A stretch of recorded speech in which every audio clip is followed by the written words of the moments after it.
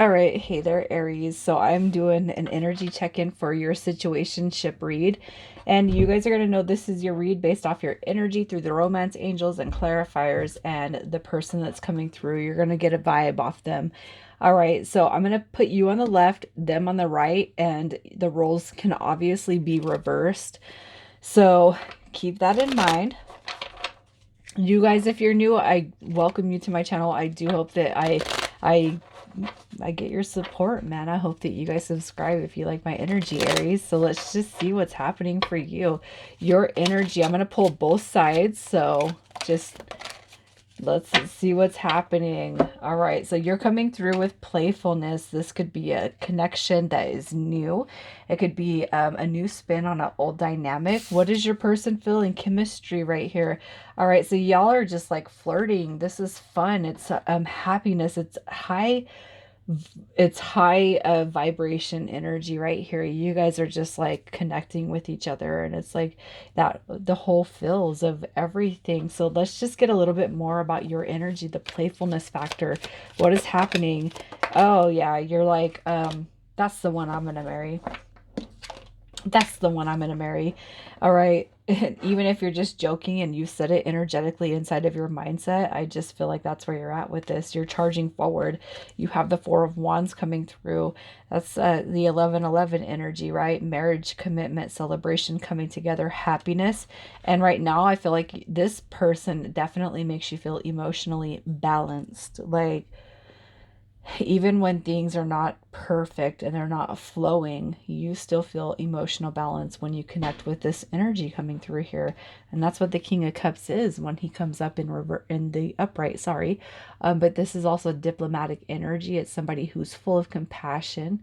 And this is somebody who is just, it's emotional stability at its finest.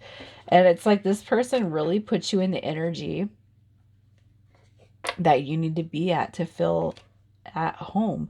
So let's see what their energy is as far as chemistry. What is chemistry doing here? Chemistry. Wow. The Four of Cups showing up. That just tells me there's an opportunity here that doesn't want to be missed. The Two of Cups at the bottom. Check it out. You got the Ten of Cups, the Three of Swords in reverse. So you guys have definitely had some encounters. You have. All right. You've had encounters with this person. But whatever's happened, however many ins and outs, whatever highs and lows you've encountered, your feelings and emotions have never wavered from this connection. I'm going to say this, their energy, they're not denying any chemistry.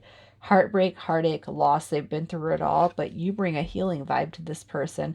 And even if you guys have endured that pain between each other, this person knows that it's meant to heal, and they can see a long-term objective when it comes to your guys' connection because you're bringing the fulfillment.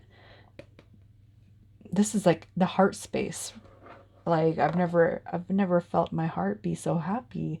Um, and then you show up and it's like bam, man. Gosh, it's like I could just melt into the floor, right? So let's just see how this person feels about you, Aries. How do they feel about you? Oh yeah. I've been waiting for you all my life. Where have you been? Look at that. The Ten of Pentacles is showing up with the Ten of Swords. You guys have definitely had some in and out energy. The Ten of Swords in reverse is a depiction of negative endings. So I do feel like you've had your fair share of the dark and the light, the negative and the positive, the balance and the imbalance. You guys have had that.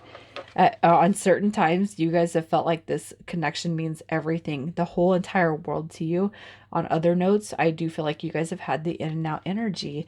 And I feel like that, ultimately it could be distance that plays a factor. It could just be perceptions that are playing a factor. It could be somebody's tied up into something else. But ultimately, this person's looking at you as the win.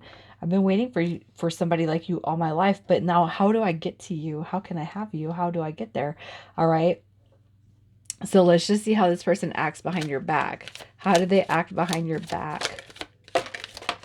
So we got this, yeah, Seven of Swords coming through. That's a little bit fishy for me. That energy is fishy. It's not that they're a bad person, but I do feel like they hide their innermost feelings and desires as far as what they can see and what they want with you in this. God, I hate to say it, but I mean, hidden secret comes up in my mind, and I'm just like, I hope that you're not nobody's hidden secret. That's rude, you know? We have the Six of Cups, which is that's like, you are recognized in my past life. You are recognized as at a soul level connection. There is definitely a spiritual accent to what's going on here, but this person, I feel like they kind of hide you a little bit. I feel like they hide you. I don't know why I keep saying that, but I just feel like they hide you. I got to tell you, Aries, you don't deserve that. So let's see, why won't they commit? Why won't they commit to you and this connection? So we have the Strength card coming through. The Knight of the Pentacles. This is a perfectionist. This is somebody who definitely cares right now about what everybody else thinks. All right. The Queen of Cups is coming through as a codependent energy. This it doesn't have to be that they're codependent. It could be somebody who needs to develop when it comes to self-love and self-care and being motivated to take on life for oneself. So even if they have kids per se, say this person has kids, say they have children. It's almost like we kind of go in reverse, Aries, when it comes to our relationship patterns. So, like, I'm a single parent with kids, and through my whole spiritual journey, I've totally recognized in ways that I was dealt as a kid, and how I want to transfer that life onto my own kids. I almost feel like this person could resonate in that aspect. I got kids, I got stuff I got to do, you know. It's not that they won't commit to you, but there's a development here with codependency, self-love, self-care, growth, emotional stability, emotional balance, and emotional openness. Are they are they free? Can they be yours? You know? Um, we have the Eight of Wands right here, which is just telling me that there's a lot of communication that needs to happen on much, much, much deeper levels than what you guys have actually had. And I feel like there's some bypassing when it comes to that. So let's just see what your next move should be. What is your next move? What should you do? What is your next move? We got the Fool card coming through. Don't be afraid to start something new, even if it's your own journey. This is not telling you to run out and catch another relationship, but definitely focus on your own independence, your own gifts, what you're meant to share, what you're meant to do here, working, whatever it is this is like your spirit guides are screaming at you. Focus on yourself, your own passions, and your own growth so that you can see this connection come around full circle. It will, because it's a spiritual connection. But you have the Five of Cups here right now that's just basically saying, let this one go. Let it go for now and see how far you'll actually go with this person in the future. All right. So what happens next? What happens should you allow that to unfold the next 30 to 60 days? Look at this. We got contracts. There's like, I'm going to tell you, there's an undoubted notion coming through here. Y'all, that there is a soul contract here. It's supposed to be built like this. It's supposed to move slow. It's supposed to move steady, but there will be balance that's brought back into this connection, followed by wish fulfillment with that Star card.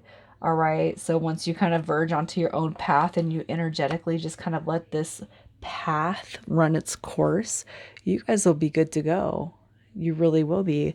All right, so let's just see what your advice is to live in the moment, to live in the now.